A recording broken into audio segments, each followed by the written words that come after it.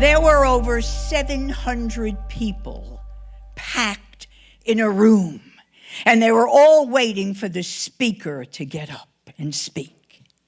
And when the speaker got on the stage, he said, "Ladies and gentlemen, I have here in my hand a crisp, fresh $100 bill.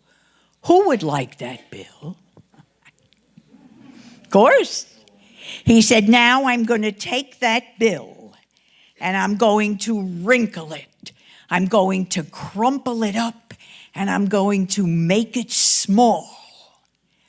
Who still wants this $100 bill?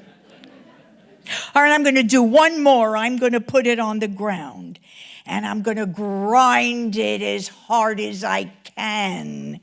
Now," he said, "this bill has been wrinkled, crumpled up, made small, ground to the ground. Who would still like that bill?" Me too. And he said, "You know what, ladies and gentlemen? This bill is like a lot of us. If we live long enough, we're going to get wrinkled. I can attest to that. We're going to crumple up and be made to feel small by some of the things that life does to us. And if we really have challenges and losses, we're going to feel ground down.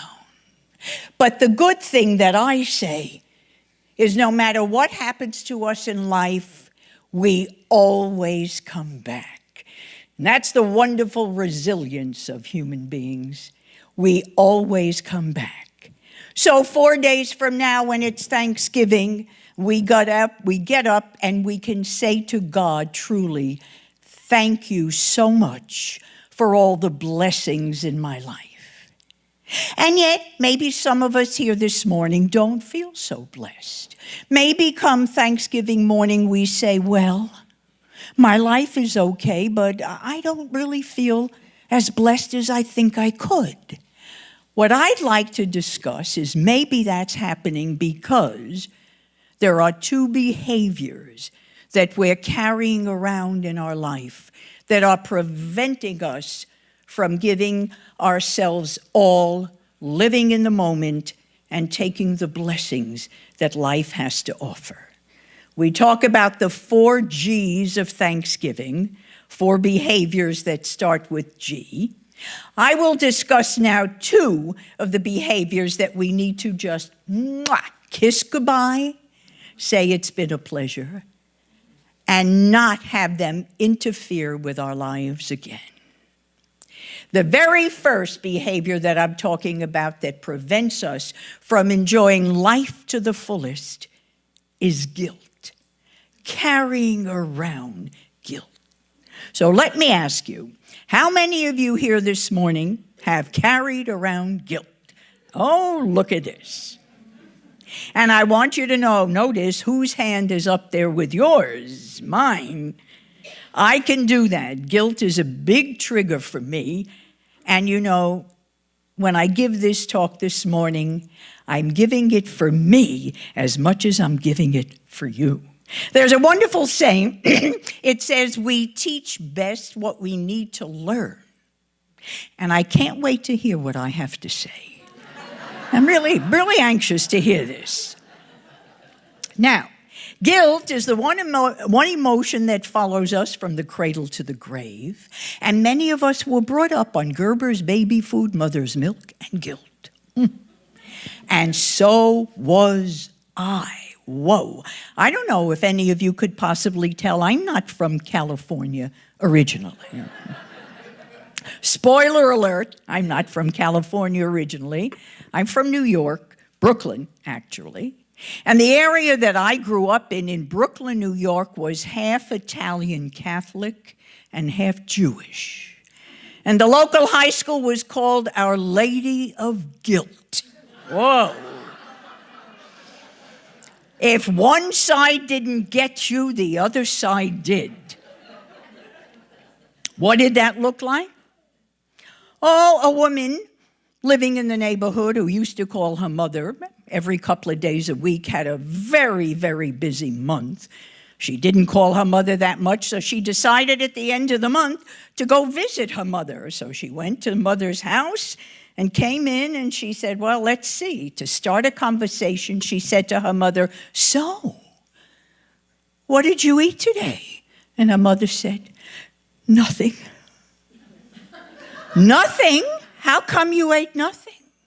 I don't want my mouth full if my daughter, God forbid, should call me and find out if her mother's dead or alive.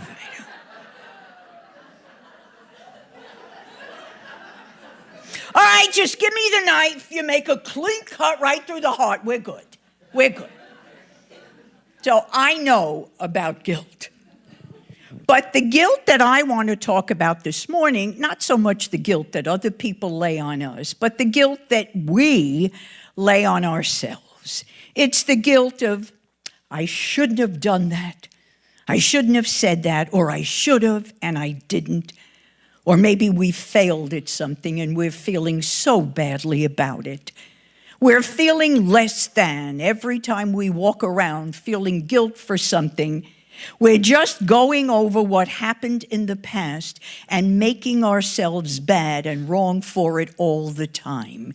And the problem is, when you have one foot in the past, you cannot live in the present. You cannot enjoy all that life has to offer if you're still ruminating over and over what I did. I was a bad person for that. Should have never said that. That's what guilt can do. The late Irma Bombeck had the most wonderful definition of guilt. She said, guilt is the gift that keeps on giving. And we do that to ourselves every time we don't let go of it, and we just keep on doing that. Definitely will keep you from enjoying what life has to offer. Now, the other side of the coin, the second G, the second behavior we have to kiss goodbye is grudge holding, carrying a grudge. You see, guilt is what I did to them. Grudge holding is what they did to me. Again, a behavior that every time you think about it, boy, I'm really upset at what he said, what she did, what happened. You can't enjoy what's right in front of you. Question, how many of you, when you think about it, are amazed how long you can hold a grudge? Let's see. Oh, it hurts so good, you don't want to let go. Let me tell you about holding a grudge. Now, I told you that I come from Brooklyn. Back in Brooklyn, my family had what they called the old maid aunt. Now, I say poor woman, not poor woman because she never got married. I say poor woman because my family, in their infinite wisdom, used to refer to her only as the old maid aunt. For as long as she lived, we never knew her name. And if my sister and I had to go visit her, it was like a punishment. You're going to visit the old maid aunt today. What did we do wrong? I don't know. Did you do anything? 3 years ago, at age 91, she died. I went back to Brooklyn for her funeral, and I noticed at the funeral that all the pallbearers were women. That looked so strange. I said to one of my relatives, doesn't that look unusual to you? All the pallbearers are women. He said to me, Barbara, your aunt insisted. In her will, she wrote, I will have no men as pallbearers at my funeral, she said. They didn't take me out when I was living. They ain't taking me out when I'm dead.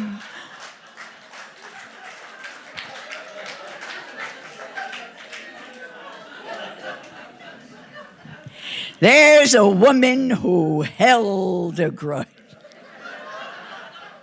It's not worth it. No. You know, we joke about guilt and about holding a grudge. But the truth is, in reality, if we allow the guilt and the grudge to really take hold, it can lead to a very deep and a very dark place. What I'd like to share with you this morning, in the hope that my story can help any of you who are struggling, is what happened to me when I let guilt, I let grudge holding get a hold of me, and what it did to me, how I got through it. I was asked to give this talk a couple of years ago, and I couldn't. I wasn't ready, but I think now, as we get close to Thanksgiving, it would be a good time if any of you are dealing with issues, you're having a difficult time with them.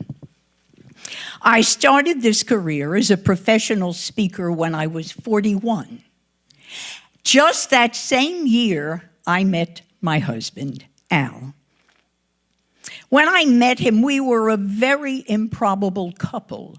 He was 15 years older than me. He was quiet. He was the engineer, introverted, and of course, I'm an extrovert. I love people. But what I loved about him was that he was who he was. This is me, you take it or you leave it. And if people said things to him, he didn't let it get to him, like I would get upset if somebody said something. He just knew how to handle it. He had that quiet confidence about who he was. When we decided to get married, we went to New York to take a trip. I said, well, you've got to meet my family. And so there we were with my family, and my sister said to him, Al, Barbara tells me you're a lovely man, and I don't doubt that. But I'm concerned because she's much younger than you. And Al said to her, not to worry. I will marry Barbara. I will age her so fast.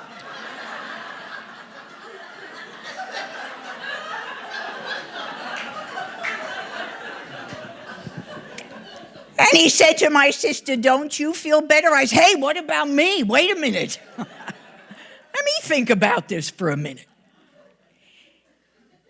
You had to love him, and love him I did. And we spent many years. He did his work as an engineer. I was a professional speaker.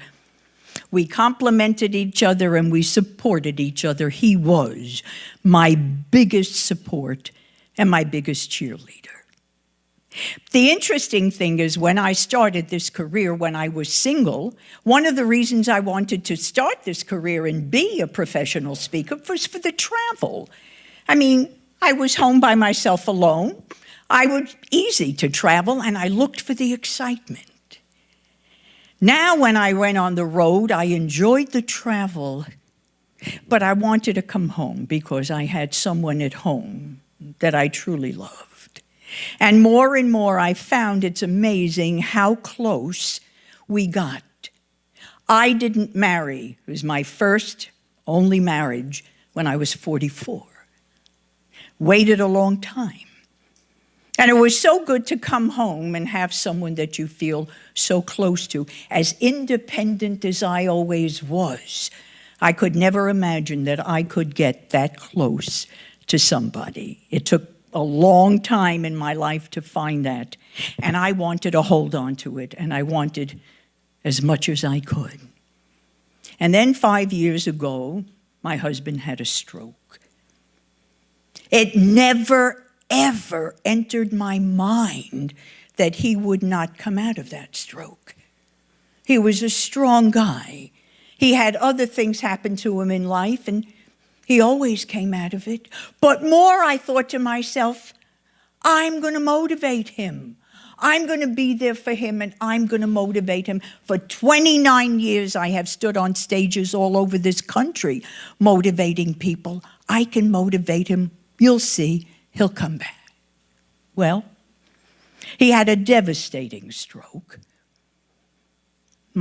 His doctors tried to tell me that this was really a very bad stroke, but I couldn't hear. I didn't want to hear. I was too afraid. No, it's okay, because I'm going to make sure he comes back. Well, never happened. He died.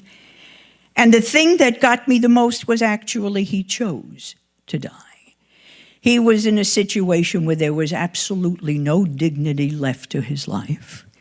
He didn't want to live that way, and he didn't want me to see him that way. He was my purpose. I had come off the road so that I could be with him and take care of him before he had the stroke. And then my purpose became that I was going to make sure that somehow I could do that, I thought, that he was going to live. And when he died, not only did I lose my husband, the person I loved, but I lost my whole purpose. I didn't have a purpose anymore. And there I was, home alone in that house. The silence was deafening. With nothing to do, I had come off the road. I had no speaking engagements. My purpose, which was my husband, was gone. And I felt a complete failure. Somehow in my mind, I thought, my love, my determination, he's going to make it. My sister kept telling me, Barbara, you don't have a thing to do with it. It's his body. It's got nothing to do with you. It's his body. I couldn't hear it. I didn't want to hear it. And that's what happens when you set an expectation for yourself that's so unrealistic that somehow I could save him. That guilt came in. Also the grudge holding. How could he do that? How could he leave me? How could God let that happen? So here I am, not only lost the husband, full of the guilt, the anger at myself, and the anger at the world. How could that happen to me? We were just going to have our retirement finally. I let those two emotions take hold of me, and very rapidly I went into a deep and debilitating depression. It happened, it seemed overnight. I went so far down that my friends here at Unity and all my other friends and my family really got so worried about me. They said, we don't even know you. Well, I really didn't know myself. I didn't really know who I was. But I was the strong woman, so I don't ask for help. I thought somehow I'm going to handle this by myself. Well, I certainly wasn't sleeping at all. And then one night, 3 a.m, I got up, couldn't sleep, again with the same thoughts and the same recriminations, and I sat down on the top of my stairs at 3 a.m. The house was so cold, and I said, okay, God, I can't do this. I cannot do this anymore. I put myself in a box of my own making, and I just can't get out of it. I can't continue with these thoughts all day. I wasn't eating, I wasn't sleeping, and people were saying, something is going to happen to you. So I said, God, please, I need your grace, and I need your help. However you see it, whoever you put in my life, please help me. And the next morning, I dragged myself to Unity. I hadn't been here in so long. I couldn't face people. I didn't want people to ask me questions. I didn't want to see people happy. That's where I was, which was really terrible. And I saw a dear friend of mine who's here this morning, and she took one look at me, and she said to me, have you talked to anyone? I said, as a matter of fact, talked to God last night and asked him for help. She said, okay, I'm here.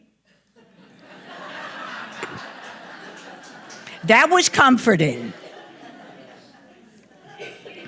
And this friend of mine brought the most caring, compassionate, wonderful woman into my life.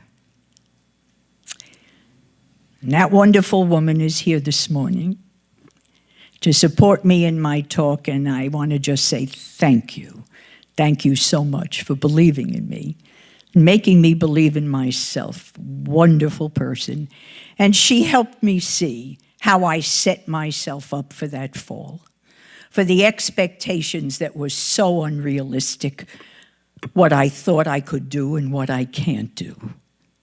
And she helped me, and what she made me see, she said, Barbara, you lost your husband. You need to be in grief, but grief can't even come out. You're so busy hating yourself, and you're busy hating everyone else. You need to get through that so that grief can have a chance to express itself. Grief needs space and time, and you're beating yourself up here.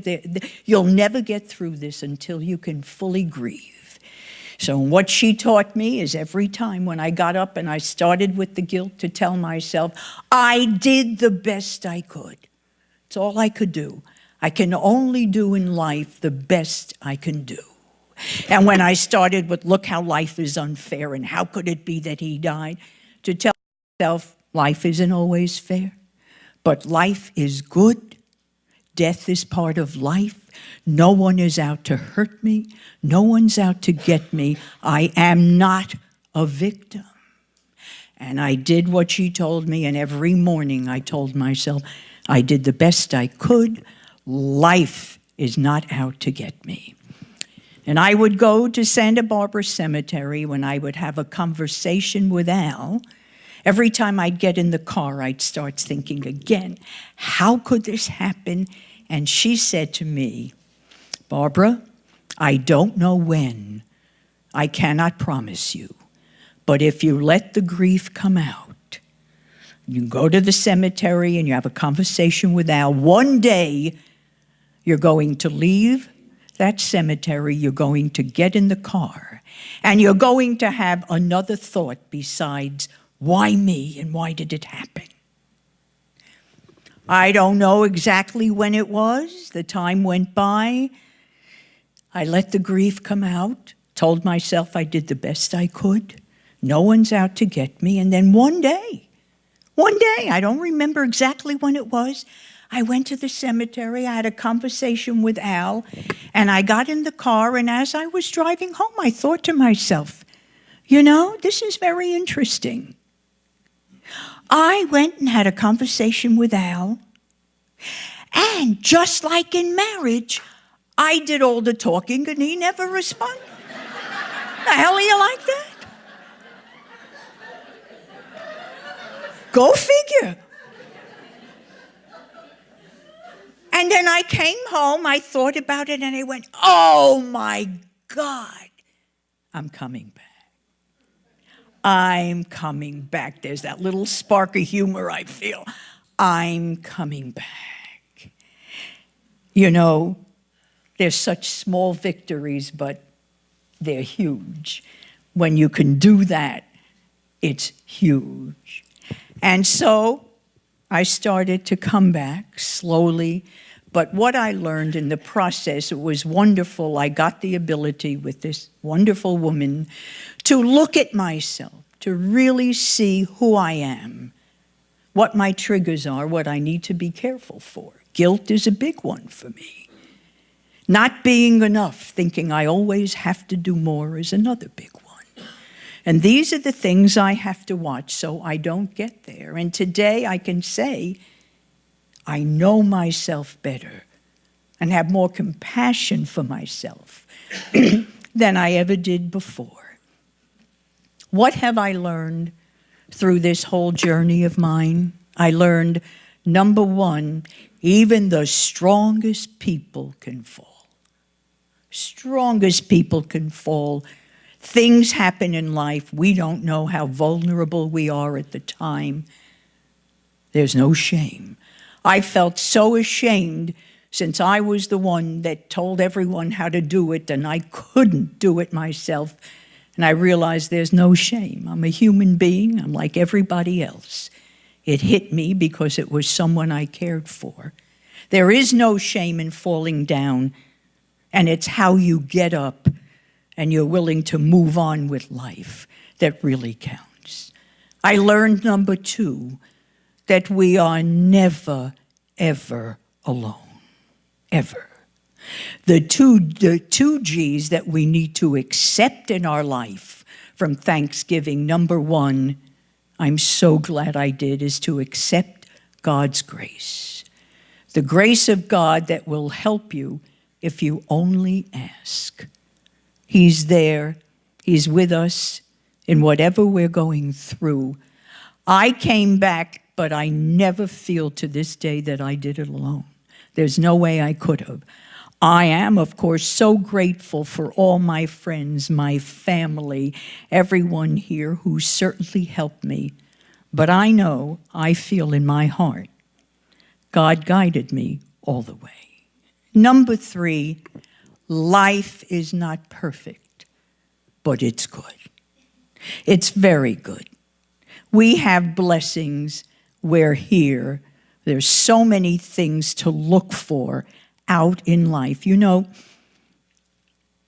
sometimes I'll go get a cup of coffee and I go to Goleta Beach and they have the rocks as you're walking towards UCSB.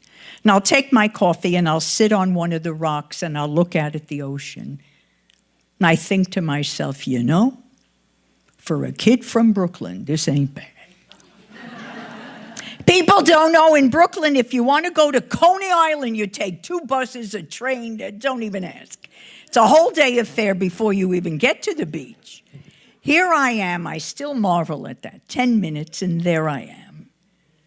So life is wonderful, if I can say anything to you. I never want to go to that place again. Never. But having come back from a deep depression, I can tell you, I take nothing for granted, nothing.